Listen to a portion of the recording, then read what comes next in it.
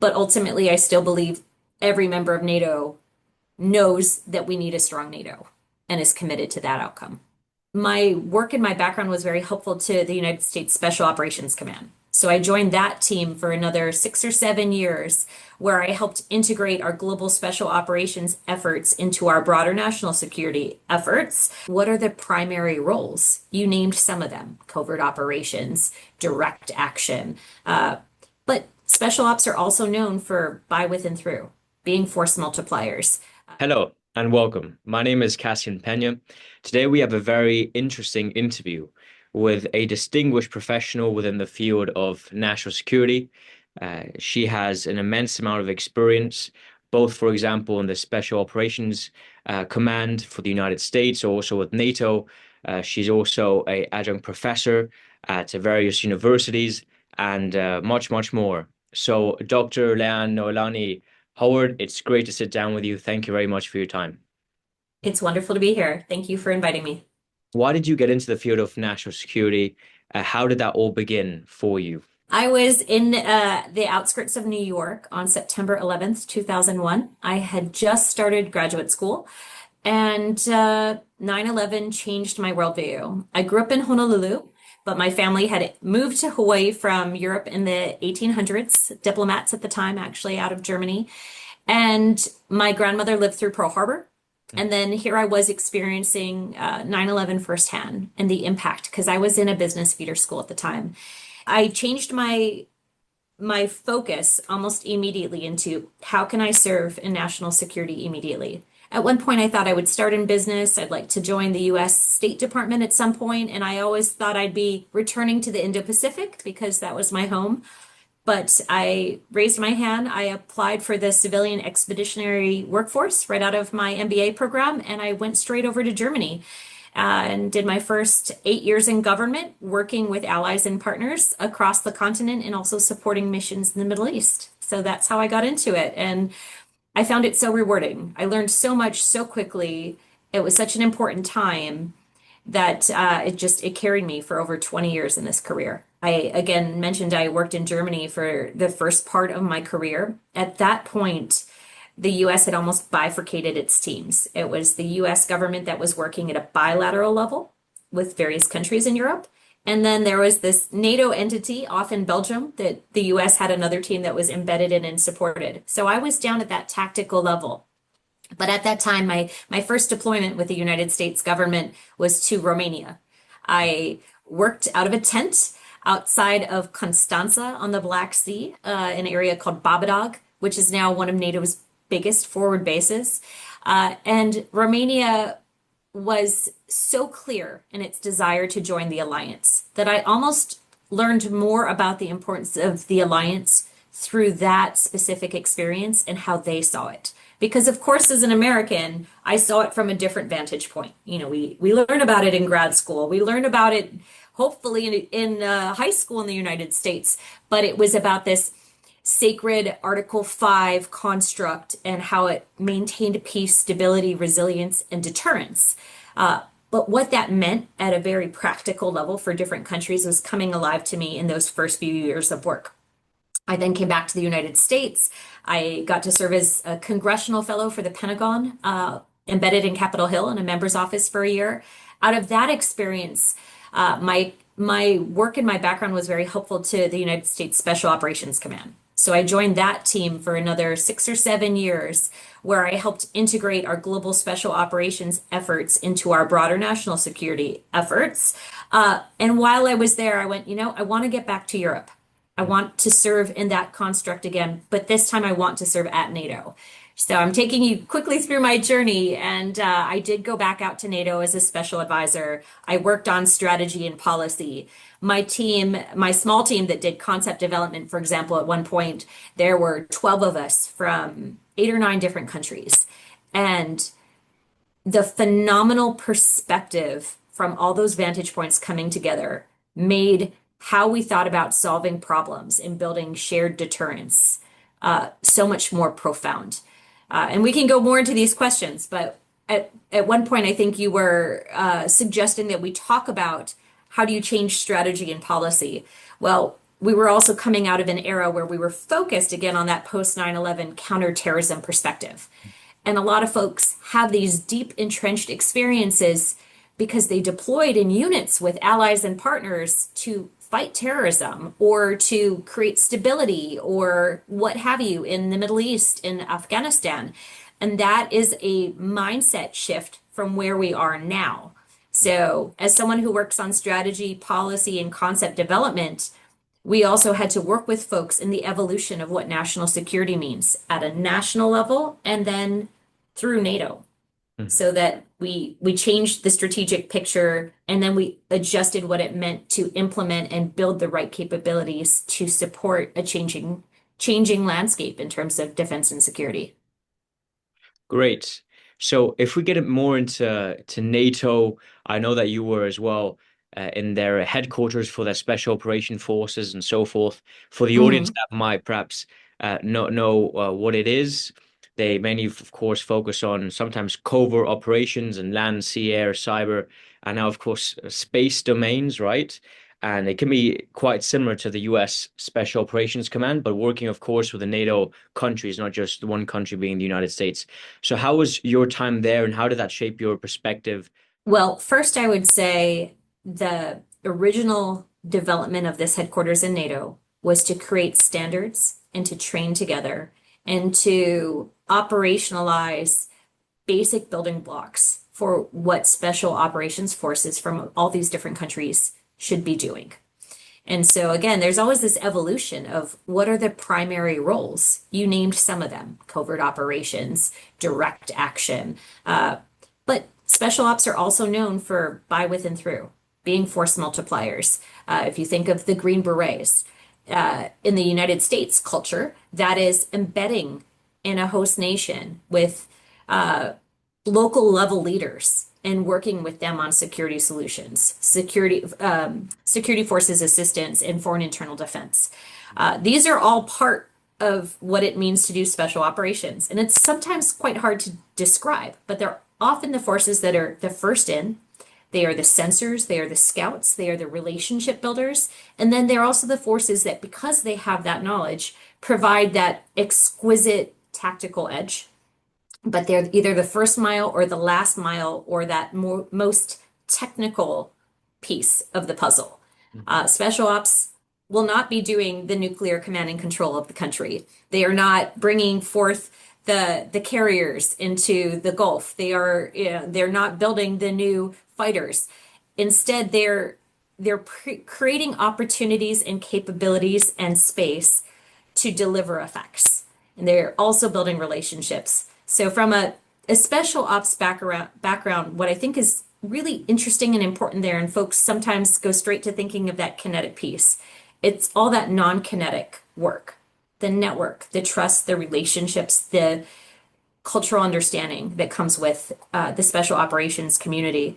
And if really you go back into the history of some of these countries, it goes into what folks call total defense, comprehensive defense, resilience. It's how do you work with auxiliary forces and national guards and community groups and coastal watchers or healthcare systems to help a society integrate what it needs to defend itself in the worst possible conditions. So when I was with NATO SOF, part of the development of those forces was also developing partner forces in that regard. And so even prior to 2022, we worked closely with the Ukrainians on these total defense concepts, on building the networks, making sure they had the policies and procedures in place, making sure they had the authorities to be able to network capabilities to achieve these effects through this force, which is a complement to your more conventional military forces. And you could probably hear the excitement in my voice. I spent close to 14 years with this community. To me, it was just such an interesting and vital capability for any of our countries because it's by its nature, it develops multi-domain. So if you know what that means in the construct of military, you have air, land, sea, or maritime, you have cyber and space. And usually these are discrete foundational capabilities for a country. Well, special ops is a deliberate cross-section of all of those. And then they have their nodes with what in the US we call the interagency or other departments and agencies, right? So you have the foreign ministry, commerce, treasury, other entities in the US government and other entities in other governments. In other countries, we see ministries of information or cyber. Lots of different examples, but it's how do you weave those capabilities together for best effect to create the desired results? And often it will be special ops supporting these other entities to enable them to do what they need to do, law enforcement as well. And then taking that from interagency, I mentioned some of that societal resilience. I would say around 2014 and then really 2017 and 2018, we saw some of these old concepts, sadly from eras gone by, coming back. We have a lot of conversations now about what are the lessons that we should be deriving from Ukraine? What can we take to bolster that resilience and that ability to conduct total defense in, say, a Taiwan scenario in the future or somewhere else in the globe? So that's what I learned about special ops. No one can do everything, but you need something that can integrate for very specific purposes. And that is built on a network, it's built on trust, and it's built on understanding, which is what special ops attempt to bring through building these networks. And it goes back to that whole point of there were a dozen of us doing concept development, but we had folks representing every different region in Europe as we were thinking through how do we manifest this in a way that it creates the flexibility, but it also gets the fundamentals right, so that if we ever have to operate together, we can go forth together with a common lexicon, a common set of tools, and a common understanding of what our forces can do. It's Great. pretty technical, Yeah. pretty military speak. But if you have any questions, I'm eager to answer them. I can quickly go into that, really that military headspace, despite being a civilian throughout my career. Fantastic. Yes, you speak about special operations and so forth. The reason I guess they're so respected in society in general, and even in the military more generally, is because they excel at doing one thing and doing it very, very well, right? You mentioned it's not only the kinetic force, but even just the planning around it. I mean, we saw various incidents quite recently, actually, events happening where you can see the skill that these special Hmm. operations have. The Hmm. Green Berets, I recently saw that the Wall Street Journal posted that they're now getting trained in NATO geographies as well for potential invasion in Eastern Europe and so forth. So you see that connection between the United States with the Green Berets and then NATO. That's of course great to see. So I actually have a question. How is it working on a day-to-day basis with special operation individuals, right? Because you have to have something, a wire within you, which is perhaps different or more elaborated than the normal person, right? You must really be able to organize your life in a certain way and be very disciplined. So, how did your day-to-day look like working with these very, very highly skilled individuals? A lesson that I remember learning early in my process during special ops came from a teammate of mine who was one of the first Air Force commandos or Air Force special operators. He was still serving when I was in my 30s. He was probably in his late 60s, and we've kept in touch since. But he said, you know, LeAnne, there was an era where we didn't have a lot of opportunities to get out there to train, to learn, to iterate, to develop the right skills. And so, what his team at that time, and he was on a joint team out of Fort Bragg, did was they volunteered to take any and every mission whenever possible to go forth and understand what the US was trying to deliver, be it in Central America, South America. We're talking about the 80s here, across Africa. And he said that is how we iterated concepts. That's how we fine-tuned our capabilities. That's how we built trust. So I would say that is part of the ethos of special operations. You mentioned Green Berets. Green Berets also frequently realize that at the end of the day, who the person is delivering the message or executing the final outcome matters. And so they're known for working by, with, and through so that outcomes are seen as credible. That's slightly different from some of our teams that you also pointed out that conduct direct action. They are, as we say, the tip of the spear. They they have exquisite capabilities. They fine-tune lethality. They have so much practice and all of the right operational awareness and situational awareness and again all of those multi-domain facets to bring forth exactly what we need at the right point in time. But beyond that, they're also trained in flexibility and creativity. And I would say one thing I learned that was different from some of our conventional forces at a tactical level is our special ops forces are trained to think as a couple of echelons up. So perhaps they're not thinking at the White House level on strategy and policy, but they are thinking ultimately strategically, what is the desired outcome and why? So when I have to be flexible within this operation, what must I do to ensure my actions drive towards that strategic or more significant outcome beyond the just the tactical element that I'm working on right now? And I think Mhm. that was really important, something that I appreciated both within the NATO Special Operations context, but also within the US Special Operation context. That desire to appreciate that system of systems mindset when you go into delivering a specific effect or an objective. And really, the only way we do that with allies is by building trust first. So I keep going back to that, but the folks I served with, even as an American, a woman, a civilian in special operations, these are folks that if they ever called, I would answer immediately. And I trust them inherently with doing the right thing and doing it for their countries and for NATO. Yeah, I mean, leading without trust is pretty much impossible, especially long term. So Yeah. I like that you pointed that out. Thank you very much. So then, if we look at NATO more broadly as well, of course, currently there is a great conversation around the fact that all member countries within NATO need to contribute more actively, right? And I Mhm. believe you even Mhm. wrote about this. Mhm. Uh, how do you see that situation? Do you believe that this is a realistic goal that all these member countries, especially some, really have to put more money? For example, some like countries like Spain are always at the bottom of the rank, and then you see a lack of defense spending, which can pose a threat, of course, for a hostile actor. So, what's your stance on that? Do you believe it's a positive thing? And is NATO able to progress as a stronger force? Well, first off, this is not easy for countries.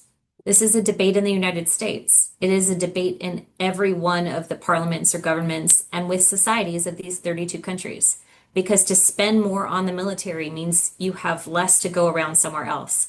One element that I think is really important in this conversation about increasing spending is the need to leverage private capital and leverage broader industrial base capabilities and innovators more so than just the defense industrial base. So make the pie bigger of the money coming in to build the capabilities, dual use, try to get prices down, get scale up.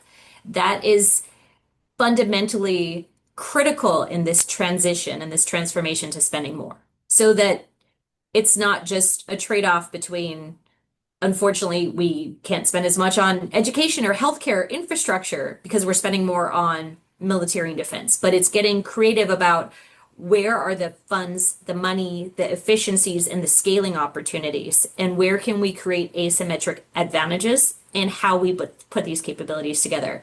So there are lots of questions in this. It's not just double the spending on everything we already have, right? I would call it smart spending. Uh, Within it, there are a lot of conversations, but I would say, first off, just about every former colleague and friend of mine from across the countries who worked in the military uh, was great, maybe not grateful, but relieved to hear that their countries were agreeing to the 3.5% from the 2%. Mhm. Why? They spend their days, they've spent their lives understanding the threat picture and the national security imperative from their nations, but then also the regional and global implications. And they wholeheartedly give their lives to service of their country in this space. So they want to see the investments there. Are they aware of the trade-offs? Absolutely. But from that perspective, again, I start at that echelon. There's been this realization that our forces and our military capacities and capabilities have really either atrophied or plateaued for decades. And then, really, the 20 years leading up to here, we were focused more on out of area counterterrorism type capabilities. It is a fundamentally different type of military that you need to design and employ than what we're thinking about right now. So I would say this was well received. The trade-off is always difficult. Is there a better way to do this? Yes. I would say NATO and the US as part of NATO, are trying to think through how do we do this more effectively rather than just spend for the sake of spend. You've probably heard the example in Europe, there are 17 different types of battle tanks. And if they can't all connect, how is more spending going to solve that problem? So we really have to think about the mesh architectures from a network standpoint to the interoperability of capabilities across those multi-domain echelons we talked about. Again, those services, air, land, maritime, space, and cyber. In when we go forth to do this. And in all of those capabilities, how much could be brought to bear that also has commercial benefit to every civilian out there? When you think of some of the space-based capabilities that have huge civilian benefits, how we all have multiple phones and we can talk to our friends across the world, where there's also a military additive benefit, and the price to bring that capability to bear goes down when it's invested in as a civilian capability as well. So there are a lot of pieces of this puzzle that have to be calibrated to maximize how we spend, but there's also this awareness that yes, we need to ensure. I believe in smart power. I also believe in peace through strength. I think those are the right ideas. And there are folks who want to change the global system as we know it today. And we need strength to be able to deter and to defend the global system today. And we need every ally to be a part of that. It can't just be a couple of countries picking that up. So I think there is broad agreement. I know you brought up one ally. I think that there are a lot of hard trade-off discussions, and there's some geopolitical discussions there too. But ultimately, I still believe every member of NATO knows that we need a strong NATO and is committed to that outcome. Great. You know what I find so impressive about your general journey is, first off, I mean, you were pretty much based around the whole world, right? You're intercontinental. And that is something which requires a lot of skill to adapt to the different cultures, if it's at NATO in Mons, Belgium, or if it's in Tampa, Florida, where I believe you were based with a US Special Operations Command. And it takes time to adapt. You might have been as well in the Middle East. You can speak about that briefly in a second too. I think that would be fabulous. But not only is one focused on national security and very and sometimes niche subjects and strategy as a whole, but you do that in various countries around the world, speaking different languages. So how was that for you as a professional to live in all these different places around the world, now being back in the United States? I think that'd be greatly of interest. Well, I should probably start with I grew up in Honolulu. My family had been there since it was a kingdom. And so there are many different ideas of what it is to be an American and to live in the United States. And I grew up in the place that is the most isolated island chain in the world.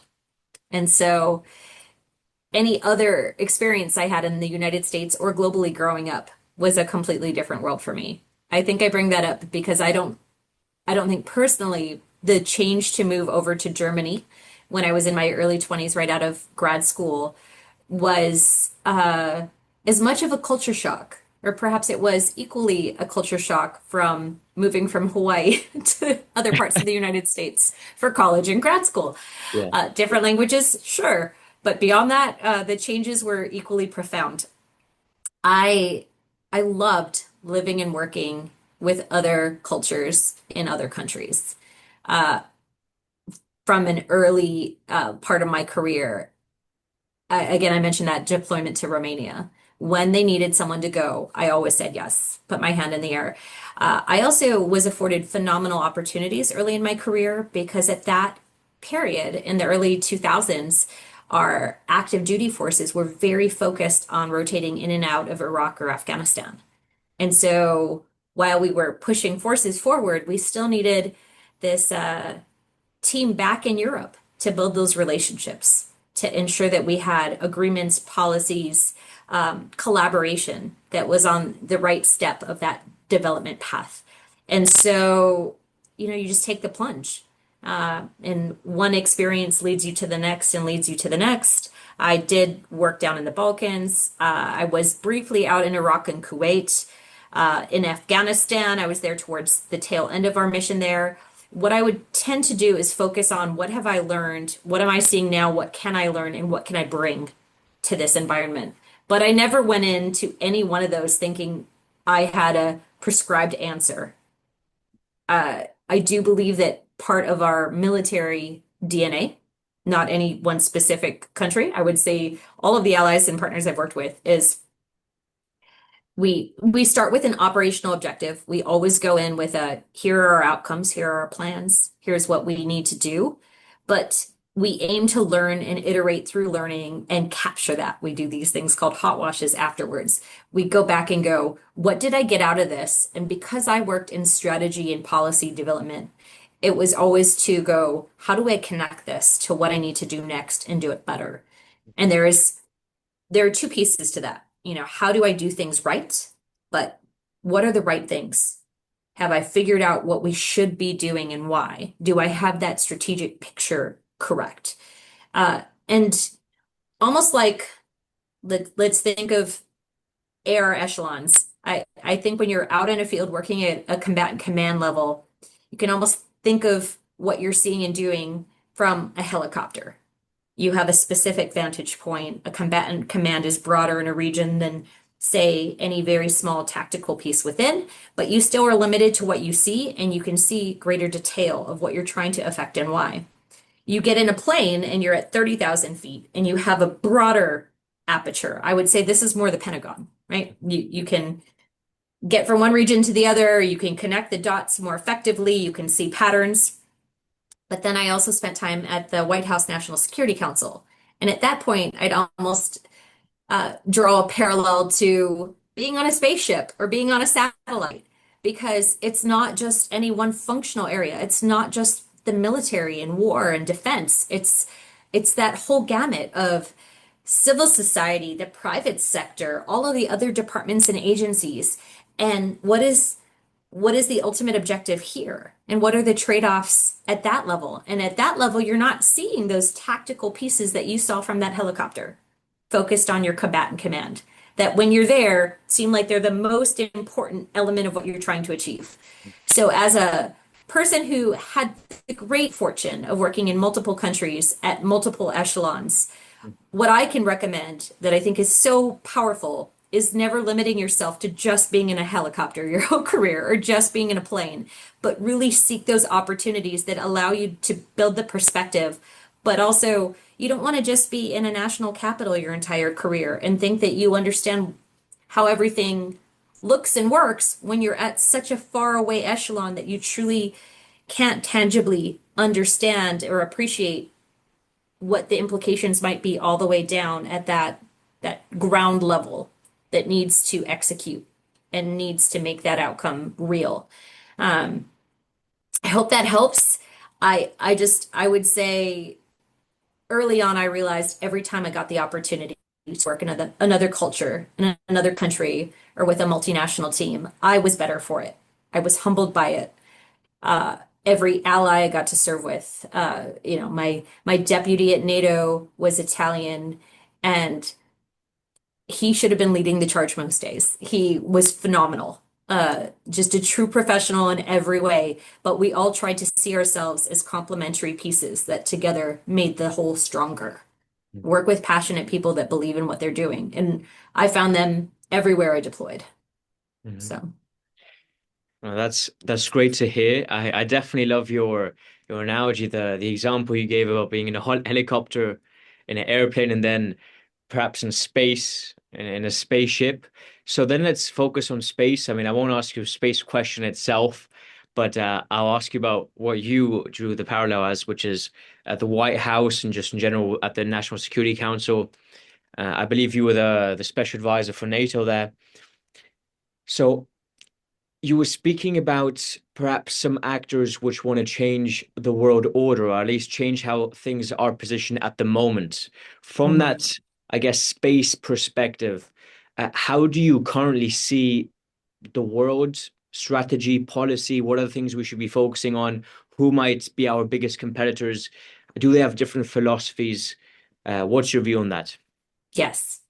I would say, again, I spent most of my career at that airplane or helicopter level, except for the year I spent on Capitol Hill. And I guess to some degree, somewhere between the airplane and the satellite, you could put NATO. Uh, because it was looking across multiple regions. It was thinking globally, but it had a manifestation that was more specific. I would say from the NSC level, I am not an expert. I was brought in because of my NATO knowledge. But what I learned from that ecosystem, I will take with me anywhere I go now in terms of the different parts of government and that broader geostrategic view. And I think it goes back to that point I made early on of how do you anticipate and think multiple steps out? And special operators have to do this. They might not be putting on the hat of the president or the national security advisor with each move, but they are definitely thinking more than just their tactical immediate problem. They're thinking about what are the ramifications of the choices I make in delivering this outcome. Now, amplify that by many, many levels. And that is what I learned in a very fast pace at the NSC every day. I also learned because my initial training was with the Army early on how to write a plan, how to build a strategy. We would have reams and reams of paper to cover every detail. Mhm. There is no way our senior leaders can benefit from that level of detail because there aren't enough hours in the day. So you have to truly get to the heart of what you're trying to achieve and why, and crystallize that.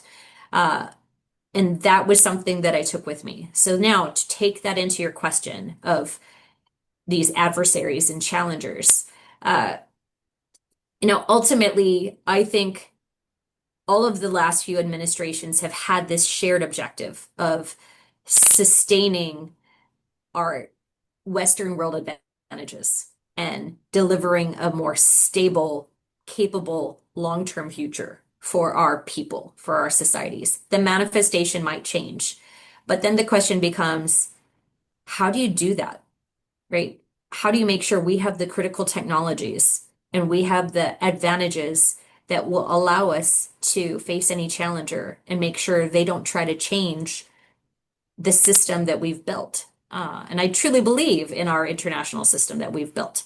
So then we have to better understand the motivations of those countries and what could happen, and how do we create the right capabilities to be able to address those challenges. I believe that we can achieve this through effective deterrence, but it also takes the right capabilities. So we have to look at what is China doing? Who are they exploiting? Because yes, those four have made it clear that they see a different world order from the one that we currently live in and enjoy, and it allows constant free trade and connection across the transatlantic and across the Pacific. So it's unpacking that and not turning that into four separate problems.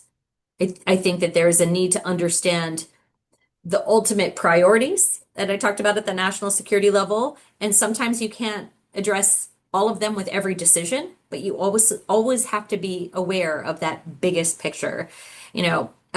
Upcoming, there will be bilateral conversations with China.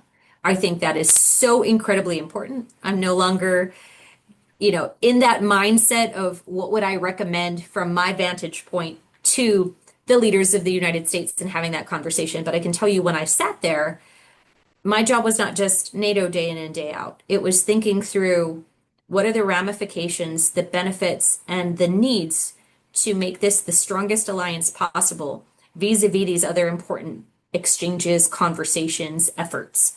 And there's the international and global elements there. And there's also the domestic side, because we also know these adversaries are trying to push through our societies and change the narrative and weaken our countries in other ways. So we also spent a good deal of time just thinking through how do we make sure our own societies know what we're doing and why. Because I have family on the West Coast, Colorado, Georgia, and then of course back in Hawaii. Not a single one of them works for the federal government. Not a single one of them has worked in an international, intergovernmental environment. They're all in the private sector in some way. And so making sure they understand that what the federal government is doing is ensuring the ability for them to do what they do day in and day out is really important. Uh, the next generation needs to understand in the US, what is NATO? How is that different from the United Nations? Why does this matter? What else does it enable for every American?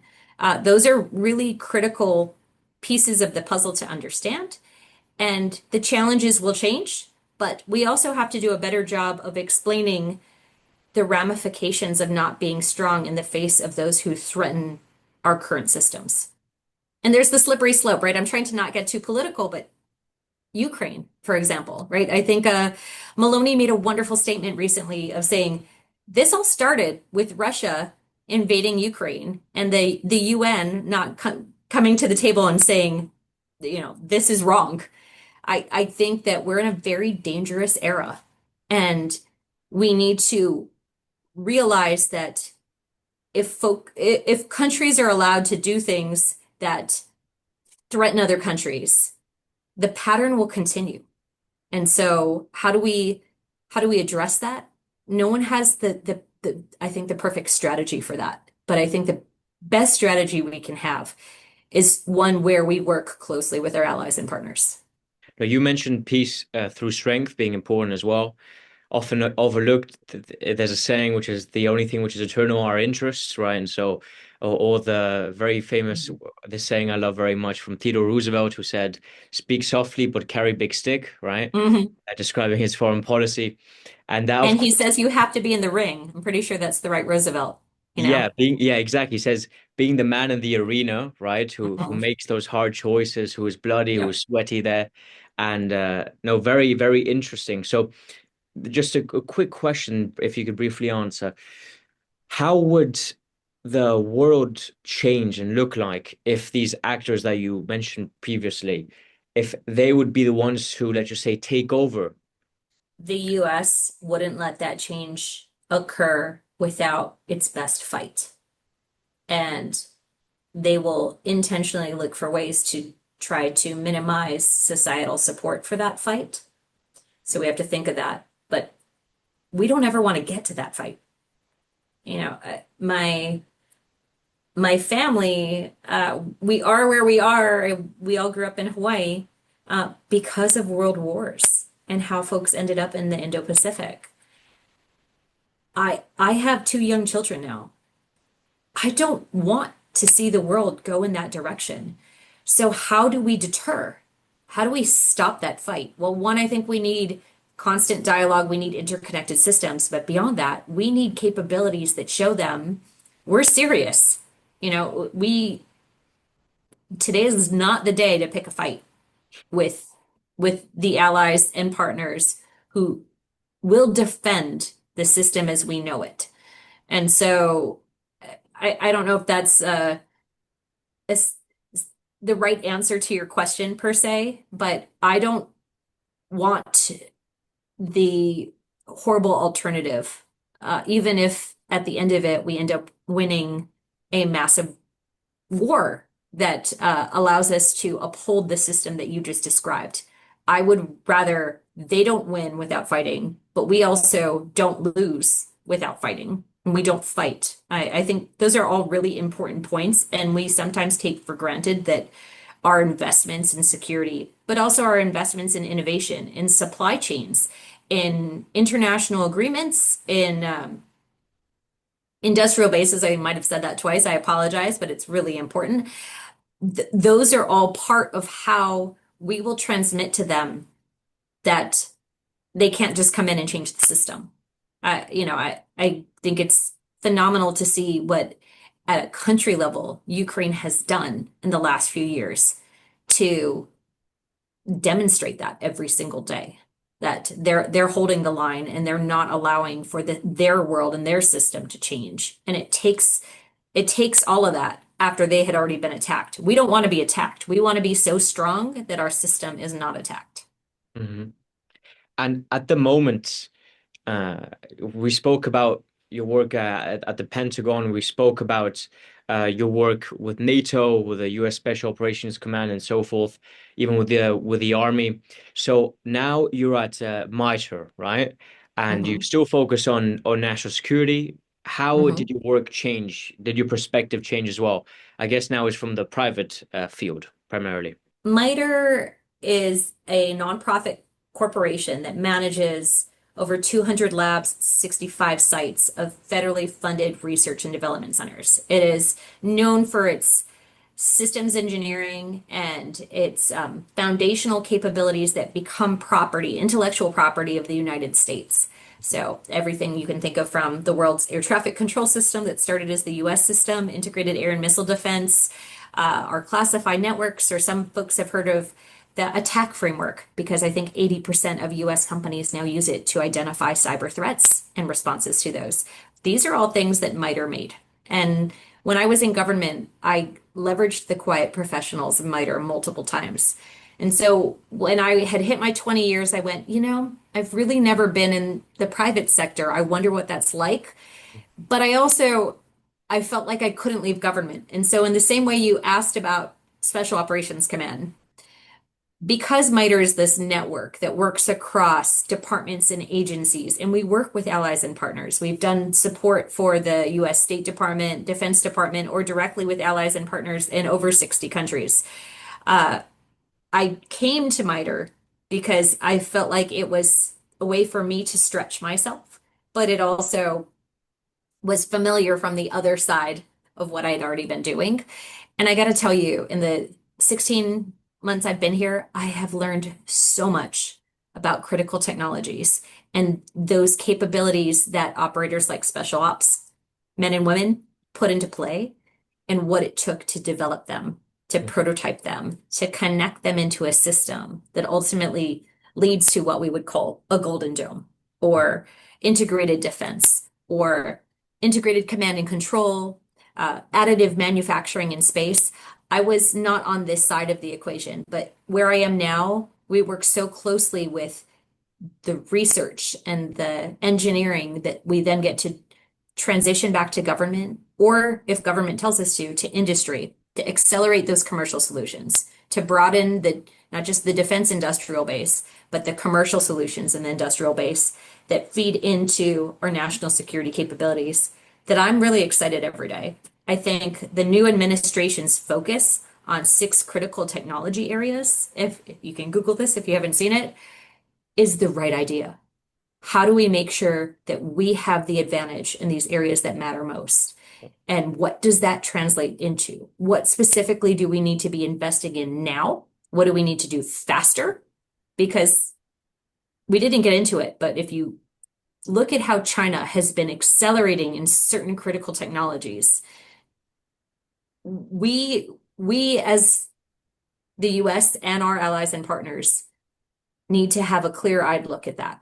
And MITRE lives in that space every single day from a capability standpoint. What capabilities and what is the supply chain and what are the contested networks and how do we ensure the resilience so that ultimately, if and when our government has to deliver something, we have armed them with the most exquisite, capable platforms to do what they need to do. So I really enjoy that I've moved to this other side and we're connecting from concept to fielding and testing to acquisition to down to the field to operationalizing solutions. MITRE has thousands and thousands of scientists, technologists, engineers. I don't come from that background. I come from the background that got to leverage it. So now I get to serve as the translator across these. And I got to tell you, I think we are on the right path. I don't think that there's been a more critical time to make sure we're making these investments and making smart investments. And I think both NATO and the US, the Pentagon specifically, is trying to think of, in terms of capability development, what do we need and where do we need to be ensuring we have the right capabilities and the right investments for today and tomorrow. We are more clear-eyed on that front and more deliberate on that front. And the last administration moved us in that direction as well. So the idea of the Defense Innovation Unit, the defense ecosystem, all of these experimental teams from special ops to space and air and land. And then, of course, where we are with shipbuilding and the emphasis there. Those seeds were all planted. We're now just going faster. And I think we're doing it in a way that we're deeper in our investment and capabilities. So we're not going from just looking at what could be to now we are at how do we make sure we get it faster and we can scale it and it works with everybody else. It's very clear-eyed. Some days it's scary, but it's truly important. I think this is how ultimately we have the ability to deter conflict. Would you say to be as effective as possible, is it better to be focused on one sole thing, right? And then you just become the best at that thing? Or like in your case, you have one main theme throughout your career, but you always adapt as well and you make changes, you gain perspectives. What's your approach with that? And I think that serve as great advice to those looking into not only in the next career choice, but their next 20, 30 years in their professional life. I think I'm more in camp too. But what I would say is this shouldn't be an or question. Our nations need both. We need the deep expertise. I have some colleagues who have been working in AI since before AI. I have a colleague who's phenomenal who went and built it out at Google and came back to MITRE after starting at MITRE as an intern. We need that depth. We need that expertise. We need folks who are the best in the world at what they do to give us that competitive advantage. Now, me personally, I have enjoyed a career, and I think I've brought more in service back to our country and NATO, our alliance, and our other alliances by iterating, adapting, learning, and growing, by being able to see things at each echelon as we just walk through. So that was what was right for me. I probably am more of a generalist, and you need both, but we have to be careful of generalists who don't have that depth. And that was my point, right? Someone who was only ever at the field also has the weakness of not having those other vantage points, or vice versa. If you never get out of your capital and you write brilliant research papers, but you've not had that opportunity to look at it through other eyes and through other geographies, you're probably not having your perspective would change if you had those other perspectives. So I think lean into your talents, lean into your passions. I am a person that likes to connect dots. I like to synthesize. And so for me, it is the latter. But we would not be where we are as an alliance, as countries, if we didn't have these giants who are phenomenally good at launching rockets or developing the newest technology or appreciating the whatever it is, the economic underpinnings of investments that we need in private equity to catapult us forward. Whatever what the field is, I would say lean into your talents and your passions and always think through what is the intersection with security and resilience for my town, my city, state, my government, but also the way of the world that protects the way I live.